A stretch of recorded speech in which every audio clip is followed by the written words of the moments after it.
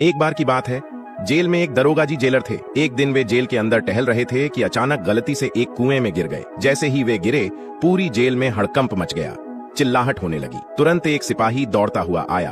उसने जल्दी से रस्सी डाली और दरोगा साहब को ऊपर खींचने लगा। जैसे ही दरोगा साहब कुएं के किनारे पर दिखे, सिपाही ने आदतन सैल्यूट ठोक दिया। हाथ ऊपर गए, रस्सी छूट गई और दरोगा साहब फिर से कुएं में जा गिरे। सिपाही घबराया, अरे यार, ये तो गड़बड़ हो गई।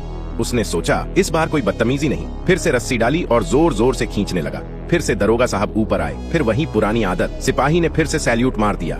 रस्सी छूटी, दरोगा साहब दोबारा कुएं में। अब सिपाही परेशान। तभी बगल में एक कैदी बैठा मस्त बीड़ी पीते हुए पूरा नजारा देख रहा था। उसने सिपाही से कहा, अरे मालिक, तुम दरोगा साहब के सीनियर को बुलाओ, सैल्यूट का झंझट खत्म हो जाएगा। दरोगा साहब आराम से बाहर आ जाएंगे। सिपाही ने तुरंत सीओ साहब को बुलाया। सीओ साहब आए, रस्सी पकड़ी और खुद दरोगा साहब को खींचने लगे।